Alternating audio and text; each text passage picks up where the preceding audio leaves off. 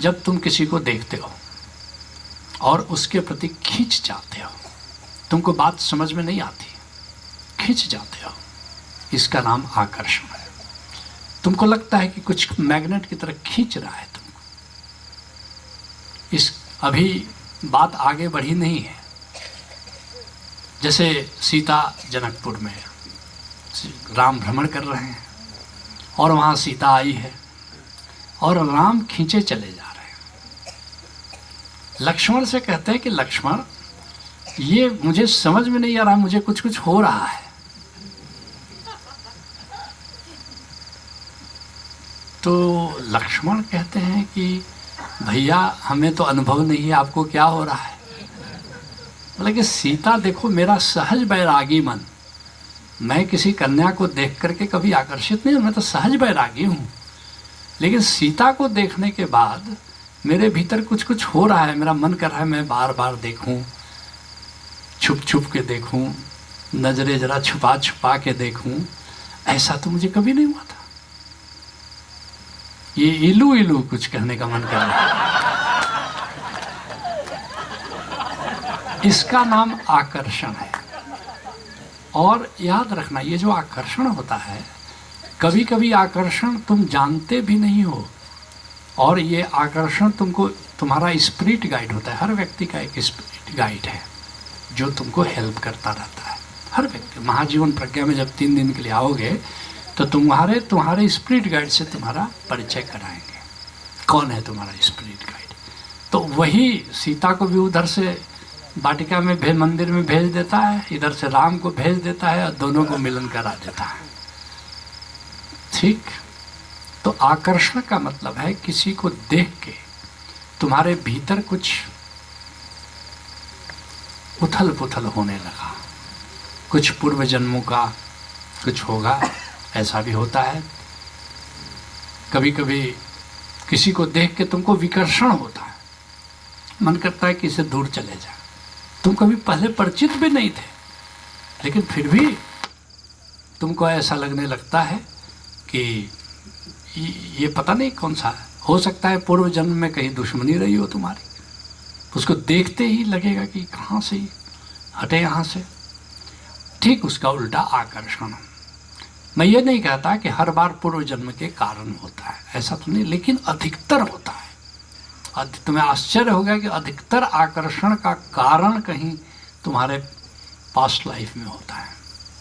तो आकर्षण का मतलब हुआ कि पहली ही नज़र में या थोड़ा शुरू में एसोसिएशन के कारण एक दूसरे के प्रति राग, एक दूसरे के प्रति उत्सुकता, कौतूहल पैदा हो गया। अब ये जब आगे बढ़ती है बात, आकर्षण आगे बढ़ती है, तो फिर क्या होता है, अब थोड़ा उसको उसके बिना रह नहीं सकते, मिस करना शुरू कर देते हो। आकर्षण में आकर्षण हुआ, लेकिन बात इतनी अभी आगे बढ़ी नहीं है कि उसके बिना तुम रह नहीं सकते।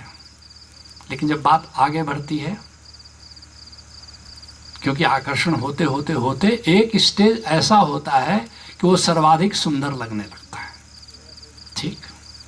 लाख मुखड़े मिले और मेला लगा, रूप जिसका जचावा अकेला लगा। रूप ऐसे न कोई संवारा करे, मन दोबारा तिबारा पुकारा करे।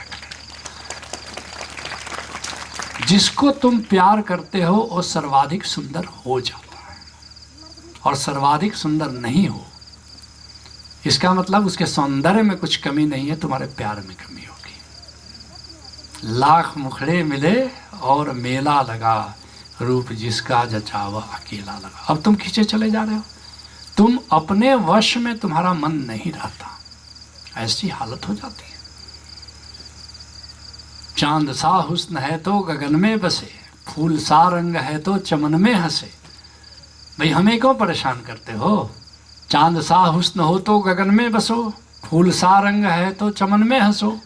चैन चोरी न कोई हमारा करे, मन दोबारा तिबारा पुकारा करे। ये स्थिति होती है। मन मिले तो जवानी रसम तोड़ दे, प्यार निभता न हो तो कसम तोड़ दे।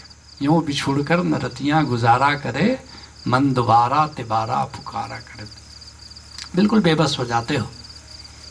एक दिन क्या मिले मन उड़ा ले गए, मुफ्त में उम्र भर की जलन दे गए। बात हमसे न कोई दोबारा करे, मन दोबारा तिबारा पुकारा करे। एक विरह पैदा हो जाती है, इसका नाम प्यार है। अब ये प्यार और आगे बढ़ता है, तो फिर क्या होता है? अभी तक यह प्रेम, यह प्यार किसी के प्रति है, पति के प्रति, प्रेमिका के प्रति, प्रेमी के प्रति, बच्चे के प्रति, माँ के प्रति, पिता के प्रति, किसी के प्रति है प्यार। लेकिन एक दिन तुम पाओगे कि प्रतीक हो गया। जैसे फूल में खुशबू है, वो किसी के प्रति नहीं है। आज ही हम चर्चा कर रहे थे, फूल में खुशबू है। अब किसके लिए वो फूल खुशबू दे रहा है? किसी के लिए नहीं दे रहा, बस है उसमें, जो भी जाएगा उसको महसूस करेगा। ऐसे ही एक दिन तुम में प्रेम ऐसे होता है जैसे फूल की खुशबू है। जो जाता है तुम्हारे पास तुम्हारे प्रेम को महसूस तो करता है, but that love is not directed. वह प्रेम डायरेक्टेड नहीं है किसी के प्रति। प्यार डायरेक्टेड है, लेकिन प्रेम अनडायरेक्टेड है। जो भी जाएगा उसके प्रेम को महसूस करेगा। ऐसा संत का प्रेम होता है। डायरेक्टेड नहीं है कि किसी खास के प्रति बह रहा है, वो बह रहा है चारों दिशाओं में। जैसे फूल की खुशबू चारों दिशाओं में है, ऐसे चारों दिशाओं में उसका प्रेम बह रहा है। और अनडायरेक्टेड लव, इसको कहते हैं प्रेम। तो यात्रा कहाँ से है? आकर इसी को संत कह रहे हैं कि काश एक दिन तुम उस प्रेम को जानो जो डायरेक्शनलेस है।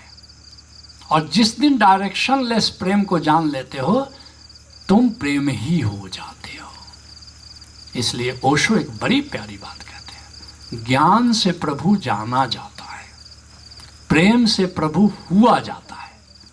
ज्ञान साधन है और प्रेम सिद्धि है।